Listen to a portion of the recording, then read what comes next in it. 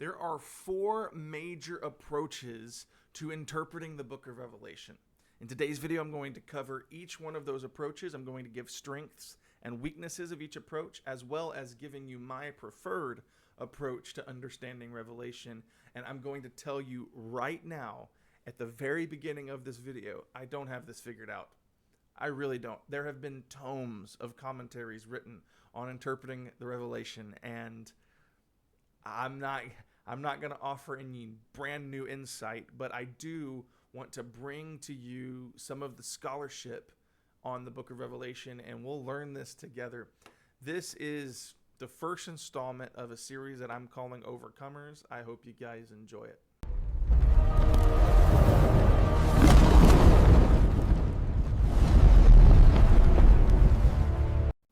Like I said, I don't have this figured out, but let's look at some major approaches here and let's try to dig in together. I hope you guys enjoy the series. In future videos, I'm going to actually open the text. We're not doing that today. We're going to cover some preliminary information and look at four different approaches to the book of Revelation. I'm going to say it right now up front. If there's one thing that you should take from the series, is that Revelation is singular. There is no S on the book. It's not the book of Revelations. There is one revelation, and it's the revelation of Jesus Christ. But it's okay. There's some grace there because I think we all, at some point in time, slip up and call it the book of Revelations.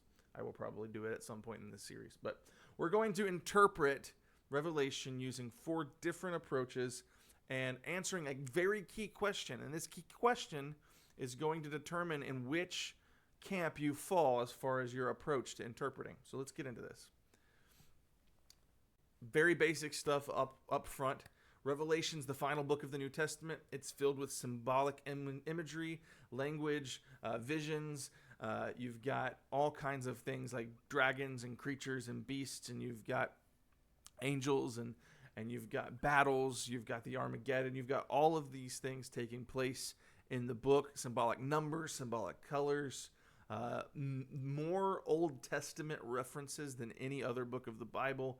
And so you've got all of this stuff going on. A lot of Daniel is quoted, a lot of Ezekiel. There's a lot of things happening in the text, and we'll dive into that in future episodes. But in this very first video, we're going to ask a key question, okay? Are you ready for this key question? You can see it on the screen.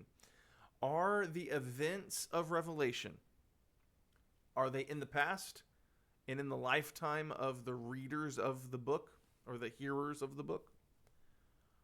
Are they present? Are they future? Or are they symbolic? There are four categories here, and depending on what you believe about this question will determine how you interpret and how you read the text. And so let's dive into these four approaches, and I'll show you how this key question, are the events past, present, future, or symbolic? I will show you what that does. The first approach that we're going to cover here is historicism.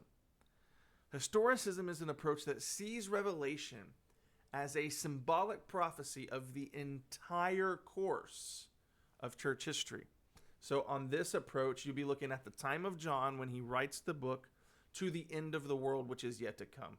And this view would see the events of Revelation as unfolding actual events in history that are going to happen. There are events that have happened, events that are going to happen as church history runs its course. So a strength of this view is that it aligns Revelation with real historical events, and it can be interpreted that way. It was the dominant view during the Reformation, and I think the biggest strength of this view is it emphasizes that God is sovereign over history, that God's plan is working out, that things are unfolding and they're not taking God off guard, right? If you take this approach and you believe that the book of Revelation predicts and prophesies events that will take place, these big political events that take place, geopolitics. Actually, by the way, side note, geopolitics does not mean what I thought geopolitics mean.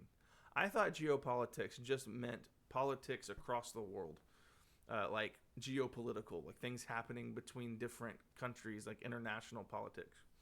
It actually means the politics of like rocks, like geology, like anyway. Sorry. We're going to use it the way we all use it, geopolitical. These big geopolitical events that take place.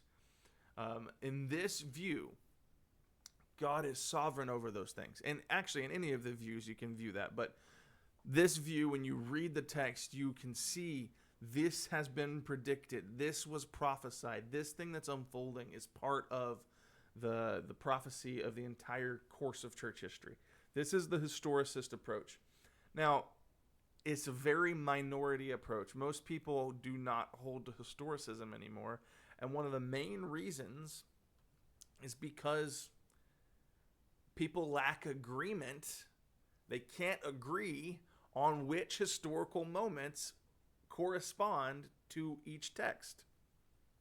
For instance, Martin Luther, during the Reformation, viewed the Pope as the Antichrist.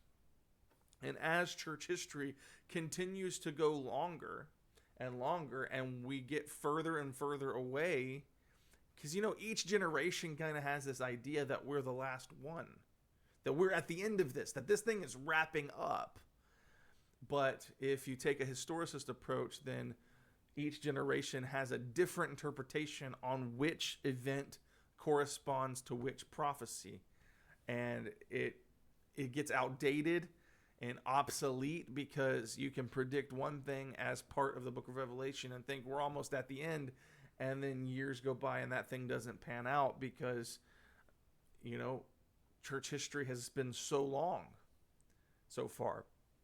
So it gets outdated as new historical events happen, and it lacks agreement on what events correspond to symbols. And so I would say that most people do not hold to the historicist approach anymore, but it was a very dominant view of the book for a very long time that the people have held. So this is historicism. Preterism. I'm going to be honest and show my bias right now. I am very attracted to this approach, preterism, because it makes a lot of sense to me of what I'm reading in the text. Okay, a preterist approach, at least a partial preterist approach, views most of the events of Revelation as fulfilled in the first century in AD 70 when Jerusalem fell. So a preterist will read the book of Revelation and they'll read certain things and they'll say, this isn't future. This isn't going to happen. This happened in the life of the reader. This happened in the lifetime of those who were receiving this text. So some strengths, obviously, is that it gets anchored in the historical context of early Christians. This is, I think, a very big strength of partial preterism. Now, let me define what I am not saying. I am not a fan of full-blown preterism, because if you take it to its furthest extreme, full-blown preterism, they don't believe in a second coming of Christ. They believe every event that happens in Revelation happened in the past, and that's a dangerous position to be in. I don't believe in that. But I do believe that most of what is prophesied, potentially, if we take a preterist approach, most of what is prophesied in the text has already taken place, has already happened. For instance, I just look at it and it makes sense to me. If I was writing to first century Christians who are being ravaged by Rome, who are being persecuted day in and day out, and they are needing to have boldness and courage to overcome the enemy in their immediate time, it doesn't make sense. This would not be an encouraging prophecy to prophesy in 2025 events to these people. And so I believe that possibly these events already unfolded. And we'll get into some of that as we start looking at different things in the text, and I can explain a little bit more why I think this one makes a lot of sense, that preterist approach, that a lot of this is historical. It avoids speculative future predictions, right? Because most of this we're not looking into the text to see locusts as helicopters. If you're reading, I'm gonna say an extreme statement. If you read the book of Revelation and you see Apache helicopters, I think you're reading it wrong. I really do, and I'm not trying to be snarky here. I think you're reading it wrong. I think that you're trying to read in modern political things into a text that wasn't meant to extend to right now. So I've already shown my bias here. I do believe preterist approach is a much better approach than the futurist approach. Some weaknesses. My main weakness here, some people think that it can eliminate future hope eschatology. That to me is the weakness of a full-out preterist approach. If you are full preterist and you don't believe in a second coming, that's a major weakness of preterism.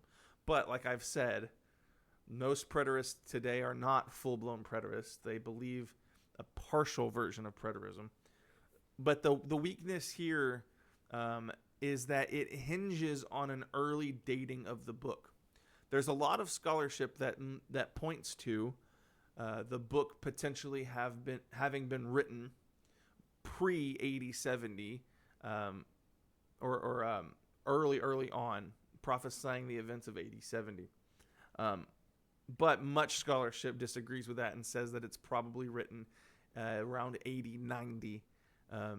And so that's a question that needs to be answered. When was it written? What time did the writing of this book take place? That's going to actually affect your view here. And so, there's some weaknesses of the preterist approach, but I'm very partial preterist. I'm very partial to the preterist position. Futurism. This is the dominant view in all of the church. In fact, you're probably watching my video right now going, I don't like the sound of what you're saying. Because most evangelical Christians, most modern Christians today are futurists. They believe that the book of Revelation predicts the ultimate, like the end of time, the end of days. They see this as mostly future, especially chapters 4 through 22, as haven't happened yet. And these are future events that lead to Christ's return. Some strengths: it emphasizes the second coming and final judgment clearly, which makes evangelism urgent because you need to become ready for Christ's return. You need to be ready for the bride's return, for the bride of Christ to be reunited with Christ. But some weaknesses that I see in futurism is that it leads to sensationalism. And so many people fall into the trap of predicting the end. I don't know if anybody's familiar with, but there was a book written in 1988 which said 88 reasons why Jesus will return in 1988. I don't know. Ask yourself that question. Do you remember that book? 1988, it was published. 88 reasons why Jesus returns in 1988. When that did not happen, the same author released an updated version, 89 reasons why Jesus is coming back in 89. Other people have predicted it like in 2013 and 14. Some people predicted, people are predicting almost every year now. Someone comes up with a new prediction. The timeline's here. The prophecy is about to be fulfilled. Here it is. It's about to unfold. And it seems like every time they're wrong. They're wrong and they're wrong and they're wrong and they're over again and again and again. They're wrong. And I'm tired of seeing predictions of the end time. I'm tired of seeing it. And I'm tired of seeing arguments over predictions of the end time. What happens with a futurist approach sometimes, what happens is that a lot of times we become useless to the work of the ministry. We become useless to spreading the gospel, the Great Commission, because we want to hide in our bunker and await the end of days. And that's not what we're called to do as Christians. We are called to preach the gospel. We are called to pray for the sick. We are called to cast out demons. We are called to spread the kingdom of God in the earth. to help the poor and the needy. That's what we're called to do. And if we're sitting around debating future events that may unfold a certain way and hiding away for the tribulation, then I think that we have really, really missed the boat. Another weakness is it literalizes imagery that is meant to be symbolic. It literalizes things. We're going to get into that when we dig into the text, that how John actually uses symbolic numbers throughout the text. And this approach sometimes can really misunderstand the imagery and make it literal. Like I said, if you're reading the book and you find Apache helicopters, I just think you've read it wrong. I don't think that's what it's talking about. We're going to get to approach number 4. This is idealism. Now, I'll go ahead and tell you now. I'm very attracted by preterism, but the approach that I'm going to take with teaching the text is the idealist approach. There are so many things to love about the idealist approach to Revelation, and that's the one that I'm going to employ, because I think it has so much practical application. The idealist approach views Revelation as a symbolic representation of the ongoing struggle between good and evil throughout all of history. One of the strengths here is, you might ask me, when is the events of Revelation going to happen? And I say, brother, I'm living it today. I'm living it day by day. Every day when I wake up and I take up my cross and I choose to follow Christ and I choose to abstain from temptation, I choose to walk with Jesus every single day. I am living out the book of Revelation every day, because every day there is a struggle between good and evil throughout all of history. I don't know if you've noticed, but it does seem like history comes around in cycles. It seems like we have an awful tragedy, a time of restoration. You have this just cycle of things that happens, and it just continues to happen over and over and over again. The way that I like to view Revelation is like a spiral. It's a spiral. It comes around, but it is ultimately culminating in smaller and smaller spirals to a single point in history.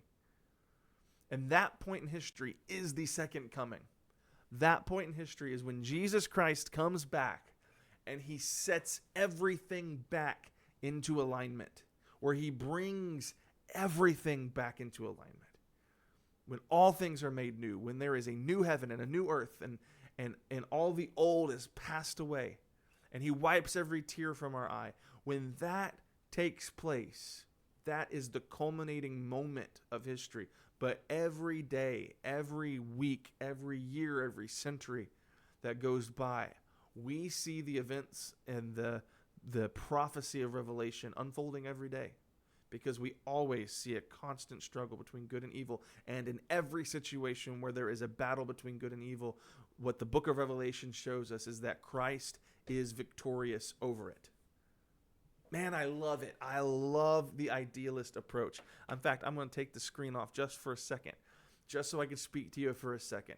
I love the idealist approach because what it shows us is that in every scene, every time in the book of Revelation where you see a scene of a struggle, of a battle between the forces of good and the forces of evil, when you see that take place in the book of Revelation, in every scene, in every snapshot, Jesus Christ is victorious over it, and the people of God fall on their face in worship and say, "Holy, holy, holy is the Lord God Almighty." That is what I love about Revelation, and that is why I'm taking the idealist approach, because I believe it's so practical. Some of the strengths. That idealist approach means that the book is timeless. It's always relevant because it applies to every generation at every time the same way. It avoids speculation. What I'm not going to do during the series, I'm not going to set a date for when Jesus returns. And I'm not going to speculate on when an event is going to take place in politics.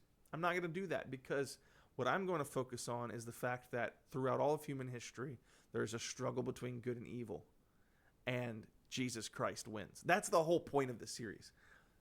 Every day, there's a struggle between good and evil. Jesus Christ wins. I want you to remember that. Like, if you could take something away from this video, what did you learn in this video? What will you learn in this series of videos? You're going to hear me say it over and over and over and over and over and over and over. There's a struggle between good and evil, and every time, Jesus Christ wins. That's the point. We're going to avoid speculation and date fixing, and we're going to focus on spiritual principles rather than predictions. Some weakness, you could see that as a weakness, that there are no concrete historical anchors. I actually do think the preterist approach is correct in many ways. I do believe that the beast, that the mark of the beast is actually referring to Nero. I don't believe that that's a future event. And we can get into that. I'm maybe shattering some people's perception of what Revelation is, or what you think I think Revelation is. We'll get into that. This approach could be too abstract or vague for some readers. I promise you this. It is going to be anything but vague. We are going to focus on a very, very concrete and simple message. There's a battle between good and evil. Every time Jesus Christ wins. That's the message. It can overlook the apocalyptic or prophetic elements. That's a very fair critique of the weakness of idealism, but nonetheless, we're going to cook with it, because I think idealism presents the best picture of Revelation. All right, moving on to just wrap up this video. What you're seeing here is a puzzle. A puzzle. A lot of people, unfortunately, and I believe that mostly futurists have this problem, but it can happen with any of these approaches. People view the book as a puzzle that needs to be pieced together and figured out. We craft timelines and schematics and overviews and things like that, and we have these long, convoluted arguments over which piece fits where. It's because we're trying to piece together the events and the timeline of events of human history and piece together this picture of the return of Christ. I don't think that looking at the book as a puzzle to be understood is the correct approach. What you're looking at here is a painting. And you can recognize the clouds. You can recognize the sun. You recognize some cars on a street. You recognize some shops. You recognize some lampposts and some people walking. This is an image that when you look at it, you know exactly what you're looking at. But you're not looking at actual buildings. You're not looking at actual cars. You're not looking at the actual sun. This is not a photograph. This is not a photorealist. This is an impressionist painting. When we read the book of Revelation, this is what we're reading. We're reading an impression of real things, symbolic language to describe real things. But I don't believe that often we're looking at puzzle pieces that need to be put together. What we are looking at overall, with all of its unique brushstrokes, when we read Revelation, is we are looking at a picture of Christ's victory over death, over hell, over Satan. We are looking at Christ victorious and his new creation. That's what we're looking at when we read Revelation. I hope... Well, I'm sorry for putting the title screen there right at the end. I hope that this video has been helpful. I hope that you'll join me in the future. I don't know how many people are going to watch this. Not often that you post a 25-minute video on Facebook or I'm going to be uploading this to YouTube as well. So maybe you don't want to watch it with me. that's fine. I'm going to be posting weekly teaching through Revelation. In future videos, we're going to actually open up to Revelation 1 and begin and just go through the text all the way through the end. So we're going to be going on a journey. It's going to be quite a while, and we're going to dig into some deep waters. I'm going to try to bring the best scholarship that I can bring to the subject, maybe interview some scholars on Revelation and hear their thoughts about it. Hey, let's do this journey. Let's go through this together. Let's see what you guys think. If you like it, let me know in the comments underneath the video. Let me know what you thought about it. Comments your disagreements with me, because probably when I got into how I like preterism, some of you may have already wanted to argue in the comments. Go for it. I am not going to engage in any sort of heavy debate, but we can talk about it. And like the video, react to it. That really does help algorithms, both on YouTube and on Facebook, for people to see what I've posted here. So check that out, and I'll see you guys in the next video. This has been Overcomers.